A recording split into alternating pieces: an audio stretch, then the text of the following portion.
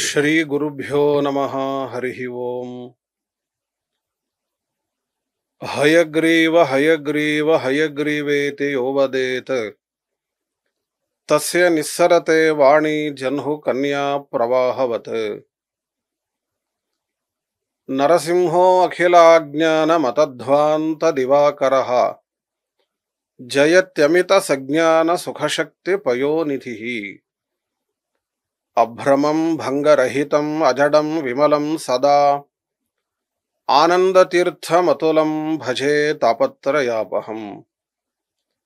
ಸತ್ಯಾಭಿಜ್ಞಕರಾಬ್ಜೋತ್ಥಾನ್ ಪಂಚಾಶದ್ವರ್ಷ ಪೂಜಕಾನ್ ಸತ್ಯಪ್ರಮೋದತೀರ್ಥಾರ್ಯಾನ್ ನವಮಿನ್ಯಾಯ ಸುಧಾರತಾನ್.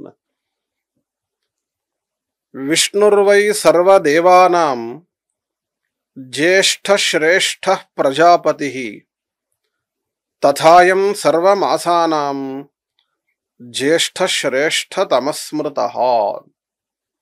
ಸ್ವಸ್ತಿಸ್ತು ಸತಾಂ ಅಶೇಷ ಸನ್ಮಂಗಳಾನಿ ಭವಂತು.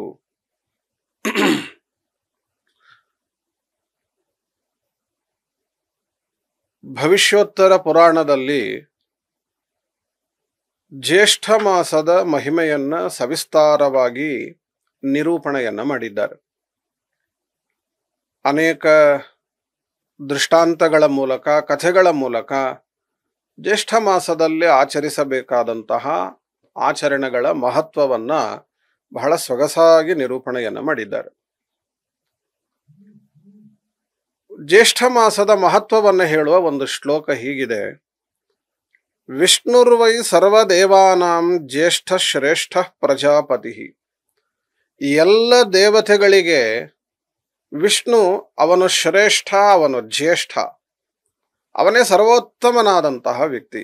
ಅದು ಹೇಗೋ ಹಾಗೆ ಮಾಸಗಳಿಗೆ ಜ್ಯೇಷ್ಠವಾದ ಶ್ರೇಷ್ಠವಾದ ಮಾಸ ಅದು ಜ್ಯೇಷ್ಠ ಮಾಸ ಅನ್ನುವುದಾಗಿ ಜ್ಯೇಷ್ಠ ಮಾಸದ ಮಹತ್ವವನ್ನು ನಿರೂಪಣೆಯನ್ನು ಮಾಡುತ್ತಾ ಇದ್ದಾರೆ. ಹೆಸರಿಗೆ ತಕ್ಕಂತೆ ಉತ್ಕೃಷ್ಟವಾದಂತಹ ಮಾಸ ಇದು. ಸಮಸ್ತ ವಿಧವಾದ ಗುಣಗಳಿಂದ ಕೂಡಿದ ಮಾಸ ಜ್ಯೇಷ್ಠ ಮಾಸ. ಸರ್ವೇಪಿ ವಾಸರಾ ಯಸ್ಯ ಶ್ರೇಷ್ಠಾ ವೈ ಪರ್ವ ಸದೃಶಾಃ ಅತಃ ಸರ್ವೇಷು ಲೋಕೇಶು ಶ್ರೇಷ್ಠೋ ಮಾಸೋಭಿಧೀಯತೆ. ಈ ಜ್ಯೇಷ್ಠ ಮಾಸದ ವಿಶೇಷತೆ ಏನು ಅಂದ್ರೆ, ಈ ಮಾಸದಲ್ಲಿನ ಪ್ರತಿ ದಿನ, ಅದು ಪ್ರತಿಪತ್, ದ್ವಿತೀಯ, ತೃತೀಯ, ಯಾವ ದಿವಸವೇ ಆಗಿರಬಹುದು, ಪ್ರತಿ ದಿವಸವೂ ಒಂದಲ್ಲ ಒಂದು ವ್ರತಗಳನ್ನ ಅನುಷ್ಠಾನ ಮಾಡಬೇಕಾಗಿದೆ. ಪರ್ವಕಾಲ ಸದೃಶವಾದಂತಹ ಕಾಲ ಪ್ರತಿಯೊಂದು ದಿನವೂ ಸಹ. ಬೇರೆ ಬೇರೆ ಮಾಸಗಳನ್ನ ನಾವು ನೋಡುವಾಗ ಒಂದೊಂದು ಆ ಮಾಸದ ವಿಶೇಷ ದಿವಸಗಳಲ್ಲಿ ಕೆಲವು ವಿಶೇಷ ಆಚರಣೆಗಳನ್ನು ಹೇಳಿದ್ದಾರೆ. ಇನ್ನಿತರ ದಿವಸಗಳಲ್ಲಿ ಅಷ್ಟೊಂದು ಆಚರಣೆಗಳು ಕಾಣಿಸೋದಿಲ್ಲ. ಆದರೆ ಜ್ಯೇಷ್ಠ ಮಾಸದ ಶ್ರೇಷ್ಠತೆ ಏನು ಅಂತಂದ್ರೆ, ಈ ಮಾಸದ ಪ್ರತಿ ದಿನದಲ್ಲಿಯೂ ಒಂದೊಂದು ವಿಧವಾದ ವ್ರತಗಳು, ನಿಯಮಗಳು, ಅನುಷ್ಠಾನವನ್ನು ಮಾಡಬೇಕಾದಂತಹದ್ದು ಇದೆ. ಅಷ್ಟು ಆಚರಣೆಗೆ ವಿಶೇಷವಾಗಿ ಅವಕಾಶ ಇರುವಂತಹ ಒಂದು ವ್ರತ, ಒಂದು ಮಾಸ ಈ ಜ್ಯೇಷ್ಠ ಮಾಸ ಅಂತ. ಜ್ಯೇಷ್ಠ ಮಾಸದಲ್ಲಿ ಗಂಗಾ ಸ್ನಾನ ಅದು ಪ್ರಶಸ್ತವಾದಂತಹದ್ದು. ಅದರಲ್ಲಿನೂ ಕಾಶಿ ಕ್ಷೇತ್ರದಲ್ಲಿ ಇರುವಂತಹ ಮಹರುದ್ರದೇವರ ಸನ್ನಿಧಾನದಲ್ಲಿ ಇರುವಂತಹ, ಮಾಧವ ರೂಪಿಯಾದ ಪರಮಾತ್ಮನ ಸನ್ನಿಧಾನದಲ್ಲಿ ಇರುವಂತಹ ದಶಾಶ್ವಮೇಧ ಘಾಟ್ ಏನಿದೆ, ಅಲ್ಲಿ ಸ್ನಾನವನ್ನು ಮಾಡಬೇಕು ಅಂತ. ಅಲ್ಲಿ ಸ್ನಾನವನ್ನು ಮಾಡುವುದರಿಂದ ಮಹಾಫಲವನ್ನು ಹೇಳ್ತಾ ಇದ್ದಾರೆ. ದಶಾಶ್ವಮೇಧಿಕೆ ತೀರ್ಥೆ ಗಂಗಾ ಲೋಕಾನ್ ವಿಮೃಜ್ಯತೆ. ದಶಾಶ್ವಮೇಧಿಕಾದಲ್ಲಿ ಆ ಗಂಗಾ ಸ್ನಾನವನ್ನು ನಾವು ಮಾಡಿದ್ದೇ ಆದ ಪಕ್ಷದಲ್ಲಿ ಗಂಗಾದೇವಿ ಎಲ್ಲ ವಿಧವಾದ ಪಾಪಗಳನ್ನು ಪರಿಹಾರವನ್ನು ಮಾಡ್ತಾ ಇದ್ದಾಳೆ ಅಂತಾರೆ. ನಾವು ಬೇರೆ ಬೇರೆ ಮಾಸಗಳಲ್ಲಿ ಬೇರೆ ಬೇರೆ ನದಿಗಳಲ್ಲಿ ಸ್ನಾನ ಮಾಡುವಂತಹ ಒಂದು ವಿಶೇಷತೆಯನ್ನು ಕಾಣುತ್ತೇವೆ. ಕಾರ್ತಿಕ ಮಾಸ ಕಾವೇರಿ ಸ್ನಾನವನ್ನು ಮಾಡುವುದು, ಚೈತ್ರ ಮಾಸ ಅಯೋಧ್ಯೆಯ ಸರಯೂದಲ್ಲಿ ಸ್ನಾನವನ್ನು ಮಾಡುವುದು, ಹೀಗೆಲ್ಲ ನಾವು ಕಾಣುತ್ತೇವೆ. ಪ್ರಸ್ತುತ ಜ್ಯೇಷ್ಠ ಮಾಸದಲ್ಲಿ ಗಂಗಾ ಸ್ನಾನವನ್ನು ಮಾಡಬೇಕು. ಅದರಲ್ಲಿನೂ ದಶಾಶ್ವಮೇಧ ತೀರ್ಥದಲ್ಲಿ ಸ್ನಾನವನ್ನ ಮಾಡಬೇಕು, ಮಹಾಫಲದಾಯಕ ಅಂತ. ವಿಶೇಷ ಏನು, ಗಂಗಾ ಸ್ನಾನಕ್ಕೆ ಯಾಕೆ ಅಷ್ಟು ಮಹತ್ವವನ್ನು ಕೊಟ್ಟರು ಈ ಮಾಸದಲ್ಲಿ ಅಂದ್ರೆ, ಯತ್ರಾವತೀರ್ಣ ಸುಶ್ರೋತ ಜಾಹ್ನವಿ ದುರಿತಾಪಹ. ಈ ಮಾಸದಲ್ಲಿನೇ ಗಂಗೆ ಭೂಮಿಗೆ ಇಳಿದು ಬಂದದ್ದು. ಗಂಗೆ ಭೂಮಿಗೆ ಬಂದದ್ದು ಈ ಜ್ಯೇಷ್ಠ ಮಾಸದಲ್ಲಿ, ಗಂಗಾವತರಣವಾದದ್ದು ಈ ಮಾಸದಲ್ಲಿ.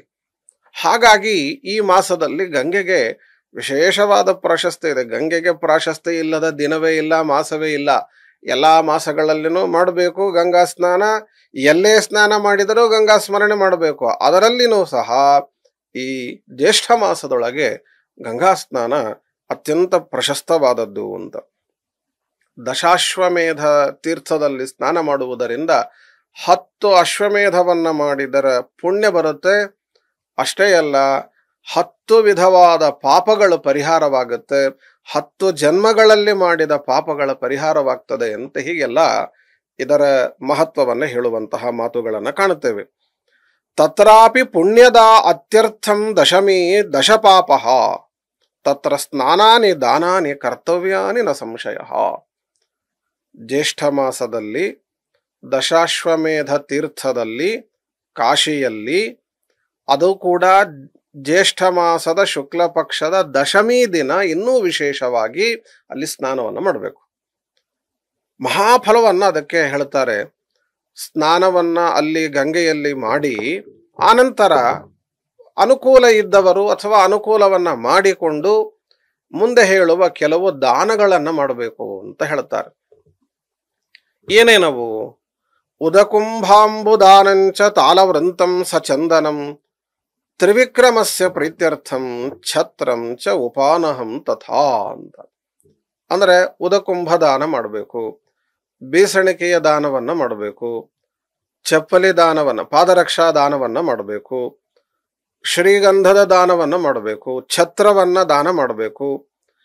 ಇವೆಲ್ಲವನ್ನೂ ದಾನ ಮಾಡಿ ಗಂಗೆಯನ್ನ ಹುಟ್ಟಿಸಿದಂತಹ ತ್ರಿವಿಕ್ರಮ ಪರಮಾತ್ಮ, ಗಂಗೆ ಹುಟ್ಟಿ ಬರುವುದಕ್ಕೆ ಕಾರಣವಾದವನೇ ತ್ರಿವಿಕ್ರಮ ರೂಪಿಯಾದ ದೇವರು. ಅಂತಹ ತ್ರಿವಿಕ್ರಮನ ಪ್ರೀತಿಗಾಗಿ ಈ ಹಿಂದೆ ಹೇಳಿದಂತಹ ಎಲ್ಲ ದಾನಗಳನ್ನ ಅವಶ್ಯವಾಗಿ ಮಾಡಬೇಕು ಅಂತ. ಅದರಲ್ಲಿ ಒಂದೊಂದು ದಾನಕ್ಕೂ ಒಂದೊಂದು ಮಂತ್ರಗಳನ್ನ ಹೇಳ್ತಾರೆ. ಆಯಾ ದಾನಗಳನ್ನ ಮಾಡುವಾಗ ಆಯಾ ಮಂತ್ರಗಳನ್ನ ಹೇಳಿ ಅರ್ಥಾನುಸಂಧಾನ ಪೂರ್ವಕವಾಗಿ ಯೋಗ್ಯನಾದಂತಹ ಬ್ರಾಹ್ಮಣನಿಗೆ ಆ ಪದಾರ್ಥಗಳನ್ನ ದಾನ ಮಾಡಬೇಕು ಅಂತ. ಉದಾಹರಣೆಗೆ 1-2 ದಾನಗಳ ಮಂತ್ರಗಳನ್ನು, ಅನುಸಂಧಾನದ ಕ್ರಮವನ್ನು ಕೂಡ ಹೇಳ್ತೇನೆ. ಉಪಾನಹೌ ಪ್ರದಾಸ್ಯಾಮಿ ಕಂಟಕಾದಿ ನಿವಾರಣೆ ಸರ್ವಸ್ಥಾನೇಶು ಸುಖದೇ ಅತಃಶಾಂತಿಂ ಪ್ರಯಚ್ಛಮೆ ಅಂತ. ಉಪಾನಹಗಳನ್ನ ದಾನ ಮಾಡೋದು ಅಂದರೆ ಪಾದರಕ್ಷೆಗಳನ್ನ ದಾನ ಮಾಡೋದು. ಆ ಪಾದರಕ್ಷೆಗಳನ್ನ ಯೋಗ್ಯನಾದ ಬ್ರಾಹ್ಮಣನಿಗೆ ದಾನವನ್ನ ಮಾಡಿ ಈ ಮಂತ್ರವನ್ನ ಹೇಳಬೇಕು. ಹೇ ಬ್ರಾಹ್ಮಣ ಅಂತರ್ಯಾಮಿಯಾದ ತ್ರಿವಿಕ್ರಮನೇ, ಇದನ್ನ ನಿನಗಾಗಿ ನಾನು ದಾನವನ್ನ ಕೊಡ್ತಾ ಇದ್ದೇನೆ. ಇದರಿಂದ ನೀನು ಪ್ರೀತನಾಗಿ ನನ್ನ ಸಾಂಸಾರಿಕ ತಾಪಗಳನ್ನ ಪರಿಹಾರವನ್ನ ಮಾಡು. ಅಷ್ಟೇ ಅಲ್ಲ, ಕಂಟಕಾದಿಗಳು, ಬದುಕಿನಲ್ಲಿ ಬರುವಂತಹ ನಾನಾ ವಿಧವಾದ ವಿಘ್ನಗಳು, ಭಯಗಳು, ಆಪತ್ತುಗಳು, ಇವೇನೇ ಒಂದು ರೀತಿ ಕಂಟಕಗಳು ಇದ್ದಂತೆ. ಆ ಎಲ್ಲ ವಿಧವಾದ ಕಂಟಕಗಳನ್ನ ಪರಿಹಾರವನ್ನ ಮಾಡು. ಈ ಲೋಕದಲ್ಲಾಗುವ ಅನರ್ಥಗಳು, ದುಃಖಗಳು, ಪರಲೋಕದಲ್ಲಿ ಆಗುವಂತಹ ದುಃಖಗಳು, ಕಂಟಕಗಳು, ಅವುಗಳನ್ನೆಲ್ಲ ಪರಿಹರಿಸಿ ನನ್ನನ್ನು ಸುಖದಿಂದ ಸಂತೋಷದಿಂದ ಇರುವಂತೆ ಮಾಡು ಅನ್ನುವ ಪ್ರಾರ್ಥನೆಯೊಂದಿಗೆ ಆ ಪಾದರಕ್ಷೆಯನ್ನ ದಾನ ಮಾಡಬೇಕು ಅಂತ. ಅದೇ ರೀತಿ ಛತ್ರದಾನ ಆಗಿರಬಹುದು, ಜಲಕುಂಭದಾನ ಆಗಿರಬಹುದು, ವ್ಯಜನ ಅವನ್ನ ದಾನವನ್ನ ಮಾಡುವುದು, ಮತ್ತೆ ಶ್ರೀಗಂಧವನ್ನ ದಾನವನ್ನ ಮಾಡುವುದು. ಅನೇಕ ಬ್ರಾಹ್ಮಣರನ್ನ ಕರೆಸಿ ಅವರಿಗೆ ಅನ್ನದಾನವನ್ನ ಮಾಡುವಾಗ ಅವರಿಗೆ ನಾವೇ ಕೈಯಾರೆ ಗಂಧಲೇಪನವನ್ನ ಅವರಿಗೆ ಮಾಡಿ ಅವರನ್ನು ಸಂತೋಷಪಡಿಸಿ ಅನ್ನದಾನವನ್ನು ಮಾಡುವಂಥದ್ದು. ಹೀಗೆ ನಾನಾ ವಿಧವಾದಂತಹ ದಾನಗಳನ್ನ, ಆಚರಣೆಗಳನ್ನ ಹೇಳಿದ್ದಾರೆ. ಅವುಗಳನ್ನ ಅವಶ್ಯವಾಗಿ ಮಾಡಬೇಕು. ಮಂತ್ರಗಳನ್ನ ಪಠಣ ಮಾಡುತ್ತಾ ಅದಕ್ಕೆ ಇರುವಂತಹ ಮಂತ್ರಗಳನ್ನ ಹೇಳಿ ಅನುಸಂಧಾನ ಪೂರ್ವಕವಾಗಿ ಇವುಗಳನ್ನ ನಾವು ಮಾಡುವುದರಿಂದ ಮಹಾಫಲವು ನಮಗೆ ಸಿಗುತ್ತೆ ಅಂತ. ಈ ಮಾಸದ ಅಂದರೆ ಜ್ಯೇಷ್ಠ ಮಾಸದ ಮತ್ತೊಂದು ವಿಶೇಷತೆ ಮಾಡಬೇಕಾದ ಆಚರಣೆ ಅಂತಂದ್ರೆ ದಧ್ಯನ್ನ ದಾನ ಅಂತಾರೆ. ದಧ್ಯನ್ನವನ್ನ ಮಾಡಿ ಅವಶ್ಯವಾಗಿ ಆ ದಧ್ಯನ್ನವನ್ನ ಮಾಡಿ ದಾನವನ್ನು ಮಾಡಬೇಕು ಅಂತ. ಹಿಂದೆ ಚೈತ್ರ ಮಾಸದಲ್ಲಿ ಚಿತ್ರಾನ್ನವನ್ನ ಮಾಡುವುದು ಅಂತ ಹೇಳಿದ್ರು. ಹಾಗೆ ಈ ಮಾಸದಲ್ಲಿ ಮೊಸರನ್ನವನ್ನ ಮಾಡಿ ದೇವರಿಗೆ ಸಮರ್ಪಣೆ ಮಾಡಿ ದಾನವನ್ನು ಮಾಡಬೇಕು ಅಂತ. ಪ್ರತಿಪದ್ದಿನಮಾರಭ್ಯ ಯಾ ಶುಕ್ಲಾ ದಶಮಿ ಭವೇತ್ ತಾವದ್ ವ್ರತಂ ಪ್ರಕರ್ತವ್ಯಂ ಪುಣ್ಯಂ ದಶಹರಾಭಿಧಂ ಅಂತ. ಜ್ಯೇಷ್ಠ ಮಾಸದ ಶುಕ್ಲ ಪಕ್ಷದ ಪ್ರತಿಪತ್ ದಿನದಿಂದ ಆರಂಭ ಮಾಡಿ ದಶಮಿವರೆಗೆ ಒಂದೊಂದು ದಿವಸದಲ್ಲಿನೂ ಒಂದೊಂದು ವಿಧವಾದ ಬೇರೆ ಬೇರೆ ದೇವತೆಗಳಿಗೆ ಸಂಬಂಧಪಟ್ಟ ವ್ರತಗಳನ್ನ ಮಾಡಬೇಕು ಅಂತ ಹೇಳಿದ್ದಾರೆ. ಅದಕ್ಕೆ ಬೇರೆ ಬೇರೆಯದೇ ಆದಂಥ ಹೆಸರುಗಳೆಲ್ಲ ಇವೆ. ಅದರ ಜೊತೆಗೆ ಒಟ್ಟು ಸೇರಿ 10 ದಿವಸಗಳಲ್ಲಿ ಮಾಡಬೇಕಾದ ಆಚರಣೆಗಳನ್ನು ಹೇಳಿ ಇದನ್ನ ದಶಹರಾ ವ್ರತ ಅನ್ನುವುದಾಗಿಯೂ ಕೂಡ ಕರೆಯುತ್ತಾರೆ. ಈ ದಶಹರಾ ವ್ರತದಲ್ಲಿ ಮಾಡಬೇಕಾದಂತಹ ಕೆಲಸಗಳೇನು, ಏನೇನು ಆಚರಣೆಯನ್ನು ಮಾಡಬೇಕು ಅದಕ್ಕೆ ಹೇಳ್ತಾರೆ. ಸ್ನಾನಂ ಪ್ರತಿದಿನಂ ಕಾರ್ಯಂ, ಪ್ರತಿನಿತ್ಯವೂ ಪ್ರಾತಃ ಸ್ನಾನವನ್ನು ಮಾಡಬೇಕು, ಗಂಗೆಯಲ್ಲೇ ಮಾಡಬೇಕು. ಇದು ವಿಶೇಷ. ಗಂಗೆಯಲ್ಲಿ ಮಾಡ್ಲಿಕ್ಕೆ ಆಗದೇ ಇದ್ದರೂ ಕೂಡ ಪುರಾಣಕಾರರಂತಾರೆ, ಅಭಾವೇ ಸರ್ವತೀರ್ಥೇಶು ಸರ್ವಂ ಗಂಗಾ ಸಮಂ ಜಲಂ. ಗಂಗೆ ನಮಗೆ ಸಿಗಲಿಲ್ಲ, ಗಂಗಾವರೆಗೂ ಹೋಗ್ಲಿಕ್ಕೆ ನಮಗೆ ಶಕ್ತಿ ಇಲ್ಲ ಅನ್ನುವುದಾದರೆ ಎಲ್ಲಿ ನಾವಿದ್ದೇವೆ, ಎಲ್ಲಿ ಸ್ನಾನ ಮಾಡುತ್ತೇವೆ ಅಲ್ಲಿಯೇ ಗಂಗೆಯನ್ನು ಸ್ಮರಣೆ ಮಾಡಿ ಗಂಗೆಯ ಸನ್ನಿಧಾನ ಅಲ್ಲಿ ಉಂಟಾಗ್ತದೆ. ಆ ನೀರಿನಲ್ಲಿ ಸ್ನಾನವನ್ನ ಮಾಡಿ ಮುಂದಿನ ಆಚರಣೆಗಳನ್ನ ಅನುಷ್ಠಾನವನ್ನ ಮಾಡಿ ಅಂತ. ಮುಚ್ಯತೆ ದಶಭಿ ಪಾಪೈ ಶತ ಜನ್ಮಾರ್ಜಿತೈರಪಿ ಮಹಾಪಾಪಾನಿ ಪಂಚೈವ ತಥಾ ಪಂಚ ಲಘೂನಿ ಚ. ಈ ದಶಹರಾ ವ್ರತವನ್ನ ಮಾಡೋಣದರಿಂದ 10 ವಿಧವಾದಂತಹ ಪಾಪಗಳ ಪರಿಹಾರವಾಗುತ್ತೆ. ದಶಹರ 10 10 ಆ 10 ವಿಧವಾದ ಪಾಪಗಳನ್ನ ಪರಿಹರಿಸುವಂತಹ ವ್ರತ ಇದು. 5 ಮಹಾಪಾಪಗಳಂತೆ, 5 ಲಘು ಪಾಪಗಳು, ಸಣ್ಣ ಪುಟ್ಟ 5 ಪಾಪಗಳು, ದೊಡ್ಡದಾದ ಮಹಾಪಾಪಗಳು 5.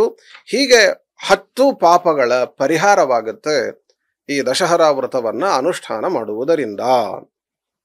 ಹೀಗೆ ತಿಳಿಸಿಕೊಟ್ಟು ಮುಂದೆ ಒಂದೊಂದು ದಿನದ ಆಚರಣೆಗಳ ಬಗ್ಗೆ ಎಲ್ಲ ಹೇಳಿ, ಈ 10 ದಿವಸಗಳಲ್ಲಿ ಕೆಲವು ದಿವಸಗಳು ತುಂಬಾ ವಿಶೇಷವಾಗಿ ಇವೆ. ಬಹಳ ಅಪರೂಪವಾದ ಸಂಗತಿಗಳನ್ನೆಲ್ಲ ಹೇಳ್ತಾರೆ ಪುರಾಣದಲ್ಲಿ. ಈ ಜ್ಯೇಷ್ಠ ಮಾಸದ ಶುಕ್ಲ ಪಕ್ಷದ ಚತುರ್ಥಿ ದಿನ ಏನಿದೆ, ಅವತ್ತು ವಿನಾಯಕ ಯಜ್ಞಕುಂಡದಿಂದ ಪ್ರಾದುರ್ಭೂತನಾದ ಅಂತಾರೆ. ಕಪಿಲ ಮಹರ್ಷಿಗಳ ಆಶ್ರಮ, ಆ ಕಪಿಲರ ಆಶ್ರಮದಲ್ಲಿ ಯಜ್ಞವನ್ನ ಮಾಡುವ ಕುಂಡದಿಂದ ವಿನಾಯಕ ಪ್ರಾದುರ್ಭೂತನಾದ ಅನ್ನುವ ಮಾತನ್ನು ಹೇಳ್ತಾರೆ. ತಥಾ ಶುಕ್ಲ ಚತುರ್ಥ್ಯಾಂತ ಕಪಿಲಸ್ಯ ಆಶ್ರಯೇ ಶುಭೆ ಕುಂಡಾತ್ ಆವಿರಭೂತ ದೇವಶ್ಚತುರ್ಬಾಹುರ್ ವಿನಾಯಕ. ಹಾಗಾಗಿ ಆ ದಿನ ವಿನಾಯಕನನ್ನ ವಿಶೇಷ ಆರಾಧಿಸಬೇಕು. ಅದೇ ದಿನದಲ್ಲಿ ಗೌರಿಯನ್ನು ಸಹ ವಿಶೇಷವಾಗಿ ಆರಾಧನೆಯನ್ನು ಮಾಡಬೇಕು. ಭಾದ್ರಪದ ಶುಕ್ಲದಲ್ಲಿನೂ ನಾವು ಈ ಗೌರಿ ಗಣೇಶನನ್ನ ಆರಾಧನೆ ಮಾಡುವಂತಹ, ಪೂಜಿಸುವಂತಹ ವ್ರತಗಳನ್ನು ಮಾಡುವ ಪದ್ಧತಿಗಳಿವೆ. ಅದರ ಜೊತೆಯಲ್ಲಿ ಈ ದಿವಸಗಳಲ್ಲಿಯೂ ಆ ಗಣಪತಿ ಮತ್ತು ಗೌರಿಯನ್ನ ಪೂಜೆ ಮಾಡಬೇಕು. ಒಂದೊಂದು ದಿವಸ ಆ 10 ದಿವಸಗಳಲ್ಲಿ ನಾನಾ ವಿಧವಾದ ಆಚರಣೆಗಳನ್ನು ಹೇಳಿದ್ದಾರೆ. ಇನ್ನು ದಶಮ್ಯಾಂ ಪ್ರಧಾನವಾದ ಅಂಶ ಏನು ಅಂತಂದ್ರೆ, ದಶಮ್ಯಾಂ ಪೂಜಯೇತ ಗಂಗಾಂ ಯಥಾ ವಿಭವ ಸಂಭವೈ. ನಿತ್ಯವೂ ಗಂಗಾ ಸ್ನಾನವನ್ನು ಮಾಡ್ತಾ ಬಂದಿದ್ದೇವೆ. ಆ ದಶಮಿ ದಿನ ವಿಶೇಷವಾಗಿ ಗಂಗೆಯನ್ನ ಪೂಜಿಸಬೇಕು. ಎಷ್ಟು ಸಾಧ್ಯವೋ ನಮ್ಮಲ್ಲಿ ಒಂದು ವೈಭವ ಇದೆಯೋ ಅಷ್ಟು ನಾವು ವೈಭವದಿಂದ ಗಂಗಾ ಪೂಜೆಯನ್ನು ಮಾಡಬೇಕು ಅಂತ. ಗಂಗಾ ಪೂಜೆಯನ್ನ ದಶಮಿ ದಿವಸದಲ್ಲಿ ಮಾಡಿ, ಇನ್ನು ಜ್ಯೇಷ್ಠ ಮಾಸದ ಶುಕ್ಲ ಪಕ್ಷದ ತ್ರಯೋದಶಿಯಿಂದ, ತ್ರಯೋದಶಿ, ಚತುರ್ದಶಿ, ಹುಣ್ಣಿಮೆ, ಒಂದು ರೀತಿ ಕೊನೆಯ 3 ದಿನಗಳು. ಕೊನೆಯ 3 ದಿನಗಳು ಅಂತ ನಾನು ಯಾಕೆ ಹೇಳಿದೆ ಅಂತಂದ್ರೆ, ಮಾಸ ಧರ್ಮದ ಅನುಷ್ಠಾನಗಳನ್ನ ನಾವು ಪ್ರಾರಂಭ ಮಾಡುವುದು ಇದಕ್ಕೆ ಹಿಂದೆ 15 ದಿವಸಗಳ ಮೊದಲೇನೆ. ಅಂದರೆ ವೈಶಾಖ ಮಾಸದ ಶುಕ್ಲ ಪಕ್ಷದ ಹುಣ್ಣಿಮೆಯಿಂದ ಜ್ಯೇಷ್ಠ ಮಾಸದ ಹುಣ್ಣಿಮೆಯವರೆಗೆ ಸ್ನಾನದ ಆಚರಣೆಗಳು ಪ್ರಾರಂಭವಾಗಿರುತ್ತೆ. ಆ ದೃಷ್ಟಿಯಲ್ಲಿ ಜ್ಯೇಷ್ಠ ಮಾಸದ ಶುಕ್ಲ ಪಕ್ಷದ ಕೊನೆಯ 3 ದಿನಗಳು ಒಂದರ್ಥದಲ್ಲಿ ಪ್ರಧಾನವಾದಂತಹ ದಿನಗಳು. ಈ 3 ದಿನಗಳಲ್ಲಿ ಮತ್ತೊಂದು ವ್ರತವನ್ನು ಹೇಳುತ್ತಾರೆ, ವಿಶೇಷವಾದ ವ್ರತ. ಅದರಲ್ಲಿನೂ ಸ್ತ್ರೀಯರಿಗೆ ಹೆಚ್ಚು ಪ್ರಧಾನವಾದಂತಹ ವ್ರತಗಳು. ಏನದು ಅಂದರೆ ಸಾವಿತ್ರಿ ಇತಿ ಚ ವಿಖ್ಯಾತಂ ಸ್ತ್ರೀಣಾಂ ಸೌಭಾಗ್ಯದಾಯಕಂ ಸಂಸಿಚ್ಯ ವಟಮೂಲಾನಿ ಬ್ರಹ್ಮಾಣಂ ರವಿನಂದನಂ. ಸಾವಿತ್ರಿ ವ್ರತ, ವಟ ಸಾವಿತ್ರಿ ವ್ರತ ಅಂತಾರೆ. ಆ ವಟ ಸಾವಿತ್ರಿ ವ್ರತವನ್ನ 3 ದಿನಗಳ ಕಾಲ ಮಾಡಬೇಕು. ಕನಿಷ್ಠ ಹುಣ್ಣಿಮೆ 1 ದಿವಸ ಆದರೂ ಮಾಡಬೇಕು. ವಾಸ್ತವಿಕವಾಗಿ 3 ದಿನ ಮಾಡಬೇಕಾದ ವ್ರತ ಅದು. ಸಾವಿತ್ರಿ ಕಥೆಯಲ್ಲಿ ಹೇಳುವಾಗ ಮಹಾಭಾರತದಲ್ಲಿ ಹೇಳಿದ್ದಾರೆ, ಮತ್ತು ಈ ಮಾಸ ಮಹಾತ್ಮ್ಯದಲ್ಲಿ ಕೂಡ ಬಂದಿದೆ. ಮಹಾಭಾರತದ ವನಪರ್ವದಲ್ಲಿ ವಿಸ್ತಾರವಾಗಿ ವಟಸಾವಿತ್ರಿಯ ಕಥೆ ಉಂಟು. ಅದ್ಭುತವಾಗಿ ಅಲ್ಲಿ ವರ್ಣನೆಯನ್ನು ಮಾಡಿದ್ದಾರೆ. ಇಲ್ಲಿಯೂ ಕೂಡ ಹೇಳ್ತಾರೆ 3 ದಿನಗಳಿಗೆ ಸಂಬಂಧಪಟ್ಟ ವ್ರತ ವಟಸಾವಿತ್ರಿ ವ್ರತ. ಪ್ರಧಾನವಾದ ದಿನ ಕೊನೆಯ ಹುಣ್ಣಿಮೆಯ ದಿನ. ಅಂತೂ ವಟವೃಕ್ಷದ ಮೂಲದಲ್ಲಿ ಹೋಗಿ ಈ ವಟಸಾವಿತ್ರಿ ವ್ರತವನ್ನು ಮಾಡಬೇಕು ಅಂತ. ಪದ್ಮಪುರಾಣದ ಪ್ರಯಾಗ ಮಾಹಾತ್ಮ್ಯವನ್ನ ಹೇಳುವಾಗ ಪ್ರಯಾಗ ಕ್ಷೇತ್ರದಲ್ಲಿ ಒಂದು ಅಕ್ಷಯ ವಟವೃಕ್ಷ ಇದೆ. ಬಹುಶಃ ನೀವು ಯಾತ್ರೆಗೆ ಹೋದಾಗ ನೋಡಿರಬಹುದು, ಅಥವಾ ಹೋದಾಗ ನೋಡಿ. ಅತ್ಯದ್ಭುತವಾದಂತಹದ್ದು ವಟವೃಕ್ಷ ಇದೆ ಪ್ರಯಾಗದ ಆ ತ್ರಿವೇಣಿ ಸನ್ನಿಧಾನದಲ್ಲಿ. ಆ ವಟವೃಕ್ಷದ ಸನ್ನಿಧಾನದಲ್ಲಿ, ಅಕ್ಷಯ ವಟವೃಕ್ಷದ ಸನ್ನಿಧಾನದಲ್ಲಿ ಇವನು ವಟಸಾವಿತ್ರಿ ವ್ರತವನ್ನು ಮಾಡಬೇಕು, ಆಚರಣೆ ಮಾಡಬೇಕು ಅಂತ ಅನ್ನುವುದಾಗಿ ಪದ್ಮಪುರಾಣದಲ್ಲಿ ಹೇಳುವುದನ್ನ ಕಾಣ್ತೇವೆ. ಕನಿಷ್ಠ ಪಕ್ಷ ವಟವೃಕ್ಷ ಎಲ್ಲಿದೆ ಅಲ್ಲಿ ಹೋಗಿ ಆದರೂನು ಮಾಡಬೇಕು. ನಮ್ಮ ಮನೆಯಲ್ಲಿ ಆದರೂನು ಆ ಚಿತ್ರವನ್ನ ಅನೇಕ ಕಡೆಗೆ ಸಿಗ್ತವೆ, ಫೋಟೋಗಳೆಲ್ಲ ಸಿಗ್ತವೆ. ವಟಸಾವಿತ್ರಿ ಪೂಜಾ ಒಂದು ಫೋಟೋಗಳೆಲ್ಲ ಸಿಗ್ತವೆ. ಅದನ್ನು ಇಟ್ಟುಕೊಂಡಾದರೂನು ಮನೆಯಲ್ಲೇನೆ ವಟಸಾವಿತ್ರಿ ಪೂಜೆಯನ್ನ ಸ್ತ್ರೀಯರು ಚೆನ್ನಾಗಿ ಆಚರಣೆಯನ್ನ ಮಾಡಬೇಕು. ಏನು ಅದ್ಭುತವಾದಂತಹ ಪತಿವ್ರತ ಸ್ತ್ರೀ ಆ ಸಾವಿತ್ರಿ. ಸತ್ಯವ್ರತಂಚ ಸಾವಿತ್ರಿಂ ಪೂಜೆಯೇತ ವಟ ಸನ್ನಿಧವು.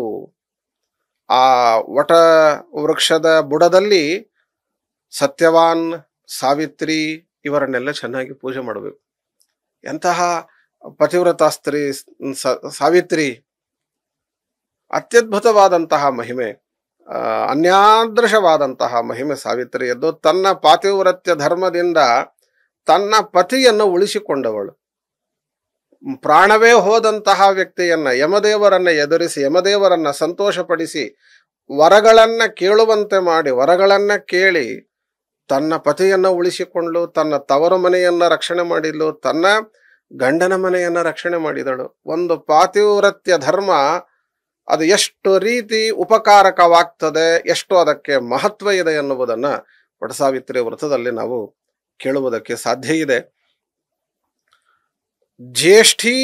ಜ್ಯೇಷ್ಠಯುತ ಚೇತ್ ಸ್ಯಾತ್ ಕೋಟಿ ಪರ್ವ ಶತಾಧಿಕ ತಸ್ಯಾಂ ದಾನಾನಿ ದೇಯಾನಿ ಕಥಯಾಮಿ ಸಮಾಸತಃ. ಹೀಗೆ ಆ ಕೊನೆಯ 3 ದಿನಗಳಲ್ಲಿ, ಅಂದರೆ ಜ್ಯೇಷ್ಠ ಮಾಸದ ಶುಕ್ಲ ಪಕ್ಷದ ತ್ರಯೋದಶಿ, ಚತುರ್ದಶಿ, ಹುಣ್ಣಿಮೆ, ಈ 3 ದಿನಗಳಲ್ಲಿ ಕನಿಷ್ಠ ಹುಣ್ಣಿಮೆ ದಿವಸವಾದರೂ ವಟಸಾವಿತ್ರಿ ವ್ರತವನ್ನ ಮಾಡಿ ಜ್ಯೇಷ್ಠಯುತ ಅಂತ. ಅಂದರೆ ಜ್ಯೇಷ್ಠ ಮಾಸದಲ್ಲಿ ಹುಣ್ಣಿಮೆಯ ದಿನ ಸಾಮಾನ್ಯವಾಗಿ ಜ್ಯೇಷ್ಠ ನಕ್ಷತ್ರ ಇರುತ್ತೆ. ಕೆಲವೊಮ್ಮೆ ಬರಲಿಲ್ಲ, ಕೆಲವೊಮ್ಮೆ ಬರಬಹುದು, ಹೀಗೆಲ್ಲ ಅವಕಾಶಗಳು ಇವೆ. ಅಕಸ್ಮಾತ್ ಜ್ಯೇಷ್ಠ ನಕ್ಷತ್ರ ಇತ್ತು ಅಂತಾದರೆ ಅದಕ್ಕೆ ಇನ್ನೂ ವಿಶೇಷತೆ ಬರುತ್ತೆ ಆ ಹುಣ್ಣಿಮೆಗೆ. ಜ್ಯೇಷ್ಠ ಮಾಸದ ಶುಕ್ಲ ಪಕ್ಷದ ಹುಣ್ಣಿಮೆಯಲ್ಲಿ ಜ್ಯೇಷ್ಠ ನಕ್ಷತ್ರ ಇತ್ತು ಅಂತಂದ್ರೆ ಅದು ಇನ್ನೂ ಹೆಚ್ಚು ಮಹಾಪುಣ್ಯವನ್ನ ಕೊಡುವಂತಹದ್ದು. ಶತಕೋಟಿ ಪರ್ವ ದಿನಗಳಷ್ಟು, ಶತಕೋಟಿ ಪರ್ವ ದಿನಗಳಲ್ಲಿ ಆಚರಣೆ ಮಾಡಿದಷ್ಟು ಪುಣ್ಯ ಏನು ಬರಬಹುದು, ಆ ಪುಣ್ಯ ಬರುತ್ತೆ ಅಂತ. ಎಷ್ಟು ಸ್ಥಾನ ಇರಬೇಕು ನೋಡಿ ಆ ಒಂದು ದಿನಕ್ಕೆ, ಆ ಒಂದು ಕಾಲಕ್ಕೆ. ಈ ರೀತಿಯಲ್ಲಿ ಆ ಜ್ಯೇಷ್ಠ ಮಾಸದ ಮಹತ್ವವನ್ನು ಹೇಳುತ್ತಾರೆ. ಇದಲ್ಲದೆ ಇನ್ನು ನಾನಾ ವಿಧವಾದಂತಹ ಆಚರಣೆಗಳ ಬಗ್ಗೆ ಹೇಳಿದ್ದಾರೆ. ಉದಾಹರಣೆಗೆ ಪಂಚಾಗ್ನಿ ತಪಸ್ಸನ್ನು ಹೇಳುತ್ತಾರೆ ಈ ಒಂದು ಕಾಲದಲ್ಲಿ, ಜ್ಯೇಷ್ಠ ಮಾಸದಲ್ಲಿ ಸಾಮಾನ್ಯ ಬಿಸಿಲೇ ಬೇಕಾದಷ್ಟು ಇರುತ್ತೆ. ಆದರೂ ಕೂಡ 4 ದಿಕ್ಕಿನಲ್ಲಿ ಬೆಂಕಿ ಇಟ್ಟು ಮಧ್ಯದಲ್ಲಿ ತಾನು ಕುಳಿತು ಮೇಲೆ ಸೂರ್ಯನೊಬ್ಬ ಒಂದು ಅಗ್ನಿ ಅಂತನ್ನುವ ಅನುಸಂಧಾನ ಮಾಡಿ ತಪಸ್ಸು ಮಾಡುವಂತಹ ಕ್ರಮವನ್ನೆಲ್ಲ ಹೇಳ್ತಾರೆ. ಪಂಚಾಗ್ನಿ ವ್ರತ, ಪಂಚಾಗ್ನಿ ತಪಸ್ಸು, ಅದನ್ನು ಕೂಡ ಪುರಾಣವಾದದ್ದು ಹೇಳಿದೆ. ರಂಭಾ ವ್ರತ, ಹೀಗೆ ನಾನಾ ವ್ರತಗಳನ್ನೆಲ್ಲ ತಿಳಿಸಿ ಇನ್ನೂ ಹೇಳುತ್ತಾರೆ. ತಿಂಗಳು ಪೂರ್ತಿ ಉಪವಾಸ ಇರೋದಂತೆ. ಜ್ಯೇಷ್ಠ ಮಾಸ ಪೂರ್ಣವಾಗಿ ಉಪವಾಸ ಇರೋದು. ಅಷ್ಟು ಉಪವಾಸ ಸಾಧ್ಯತೆ ಇಲ್ಲ ಅಂತನ್ನುವುದಾದ್ರೆ, ಸಂಪೂರ್ಣ ಉಪವಾಸ ಆಗೋದಿಲ್ಲ ಅಂತನ್ನುವುದಾದರೆ ಹಾಲು ಹಣ್ಣು ಉಪಹಾರಗಳನ್ನ ಮಾಡಿಕೊಂಡು ಉಪವಾಸವನ್ನು ಮಾಡುವಂಥದ್ದು. ಹೀಗೆಲ್ಲ ವ್ರತಗಳನ್ನು ಸಾಕಷ್ಟು ಹೇಳಿದ್ದಾರೆ ಜ್ಯೇಷ್ಠ ಮಾಸದಲ್ಲಿ. ಪ್ರಧಾನವಾದಂತಹ ಅಂಶ ದಶಹರಾ ವ್ರತ ಅಂತ ಹಿಂದೆ ಹೇಳಿದ್ದೆ. ಆ ದಶಹರಾ ವ್ರತದ ಬಗ್ಗೆ ಪ್ರತ್ಯೇಕವಾಗಿ ಒಂದು ಅಧ್ಯಾಯ ಪೂರ್ಣ ಜ್ಯೇಷ್ಠ ಮಾಸದ ಮಹಾತ್ಮ್ಯದಲ್ಲಿ ಹೇಳ್ತಾರೆ. 10 ಪಾಪಗಳು ಪರಿಹಾರವಾಗ್ತವೆ ಅಂತ ಹಿಂದೆ ಹೇಳಿತ್ತು. 10 ಪಾಪಗಳು ಯಾವುವು? ಪುರಾಣ ಹೇಳುತ್ತೆ, ಅದತ್ತಾನಾಂ ಉಪಾದಾನಂ ಹಿಂಸಾಚೈವಾವಿಧಾನತಃ ಪರದಾರೋಪ ಸೇವಾಚ ಕಾಯಿಕಂ ತ್ರಿವಿಧಂ ಸ್ಮೃತಂ. ಕಾಯಿಕವಾದ 3 ಪಾಪಗಳು. ಏನೇನು ಪಾಪಗಳು? ಅದತ್ತಾನಾಂ ಉಪಾದಾನಂ, ಕೊಡದೇ ಇದ್ದದ್ದನ್ನು ತಗೊಂಡ್ಬಿಡೋದು. ಕೊಟ್ಟಿಲ್ಲ, ದಾನವಾಗಿ ಕೊಟ್ಟಿಲ್ಲ, ನಿಮ್ದಪ್ಪ ಇದು ಅಂತ ಯಾರು ಎತ್ತಿ ಕೊಟ್ಟಿಲ್ಲ, ಆದ್ರೆ ಅದನ್ನು ತಗೊಂಡ್ಬಿಡೋದು.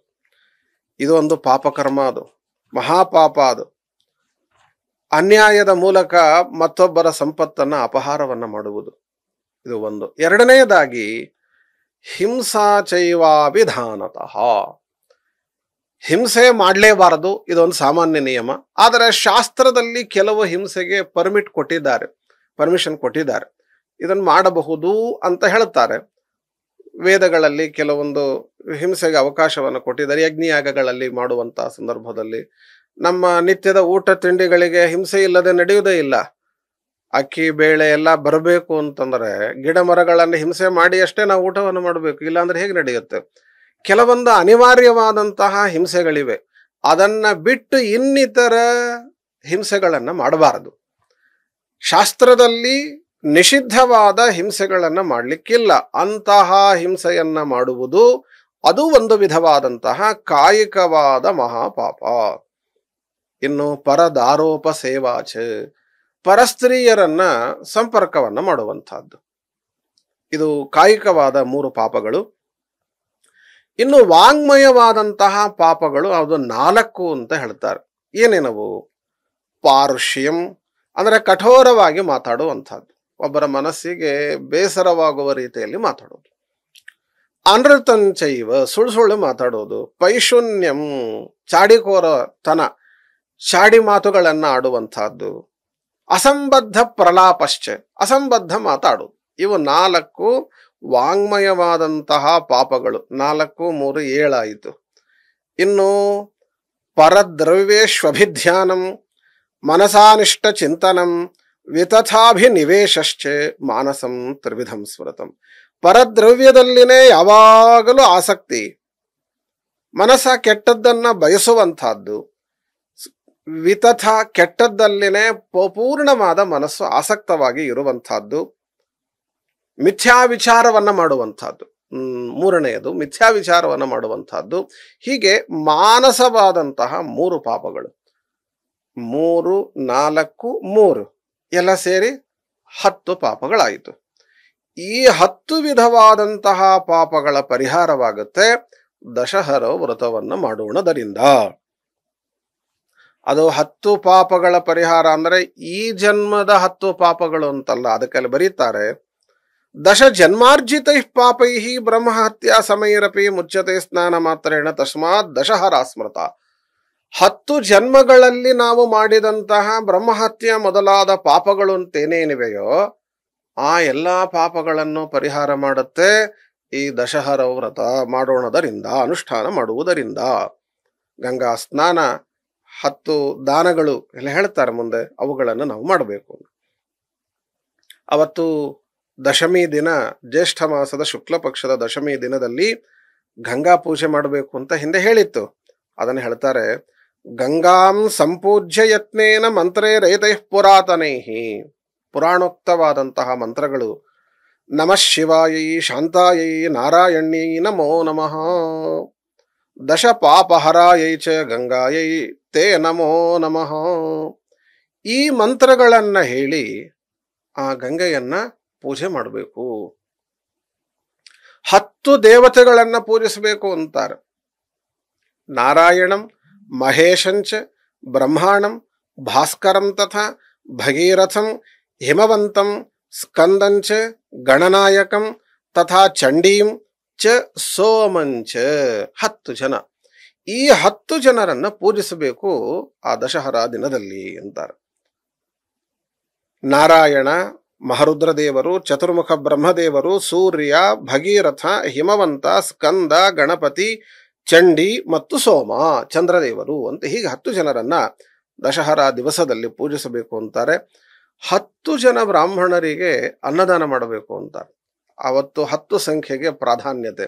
ಹೇಗೆ ನಮ್ಮ ಅಧಿಕ ಮಾಸದಲ್ಲಿ 33 ಸಂಖ್ಯೆಗೆ ಪ್ರಾಧಾನ್ಯವನ್ನು ಕೊಟ್ಟಿದ್ದಾರೆ, ಏನ್ ಮಾಡಿದ್ರು 33 ಇದ್ದಂತೆ. ಹಾಗೆ ಈ ದಶಹರಾ ದಿವಸದಲ್ಲಿ 10 ಪದಾರ್ಥಗಳ ದಾನ, 10 ಜನರಿಗೆ ಅನ್ನದಾನ ಮಾಡುವುದು, ಹೀಗೆ 10 ಸಂಖ್ಯೆಗೆ ಪ್ರಾಧಾನ್ಯವನ್ನು ಕೊಟ್ಟಿದ್ದಾರೆ. ದಶ ವಿಪ್ರಾನ್ ತಥೋ ದತ್ವಾ ತಿಲಾಶ್ಚ ದಶ ಪ್ರಸೃತಿಂ ಗಂಗಾಯೈ ಸರ್ವರೂಪಿಣಿ ಮಂತ್ರೇಣ ಅನೇನ ಚಾರ್ಚಯೇತ್. ಮಂತ್ರಗಳಿಂದ, ಗಂಗಾ ಸ್ತೋತ್ರ ರೂಪವಾದ ಮಂತ್ರಗಳಿಂದ ಅವತ್ತು ಪೂಜೆಯನ್ನ ಮಾಡಿ 10 ಜನರಿಗೆ ಅನ್ನದಾನವನ್ನ ಮಾಡುವುದು, 10 ಗೋದಾನವನ್ನ ಮಾಡುವುದು. ಹೀಗೆ ದಶ ಜನ್ಮಾರ್ಜಿತ ಪಾಪೈ ಮುಚ್ಯತೆ ನಾತ್ರ ಸಂಶಯ. ಜ್ಯೇಷ್ಠೇ ಮಾಸಿಸಿತೆ ಪಕ್ಷೆ ಪ್ರಾಪ್ಯ ಪ್ರತಿಪದಾಂ ತಿಥಿಂ ದಶಾಶ್ವಮೇಧಿಕೆ ಸ್ನಾತ್ವ ಮುಚ್ಯತೆ ಸರ್ವಪಾತಕೈ. ಈ ಹಿಂದೆ ಪ್ರಾರಂಭದಲ್ಲಿ ನಾವು ತಿಳಿದ ಪ್ರಕಾರ ಈ ದಶಾಶ್ವಮೇಧ ಒಂದು ತೀರ್ಥ ಕಾಶಿಯಲ್ಲಿ, ಗಂಗೆಯಲ್ಲಿ, ವಿಶ್ವನಾಥನ ಸನ್ನಿಧಾನದಲ್ಲಿ ಹತ್ತಿರದಲ್ಲಿ ನಾವು ನೋಡುವಂತಹ ಆ ತೀರ್ಥದಲ್ಲಿ ಸ್ನಾನವನ್ನ ಮಾಡಿ ದಶಹರಾ ವ್ರತವನ್ನ ಅನುಷ್ಠಾನವನ್ನ ಮಾಡಬೇಕು. ಇದಕ್ಕೆಲ್ಲ ಒಂದೊಂದು ವ್ರತಕ್ಕೂ ಒಂದೊಂದು ನಾನಾ ವಿಧವಾದಂತಹ ಕಥೆಗಳನ್ನ ಮಾಸ ಮಹಾತ್ಮ್ಯದಲ್ಲಿ ಹೇಳುವುದನ್ನು ಕಾಣುತ್ತೇವೆ. ಅಂತೂ ಆ ಮಾಸ ಮಹಾತ್ಮ್ಯದಲ್ಲಿ ಹೇಳಿದ ಸಂಕ್ಷಿಪ್ತವಾದ ವಿಚಾರಗಳನ್ನ ನಾವು ತಿಳಿದಿದ್ದೇವೆ.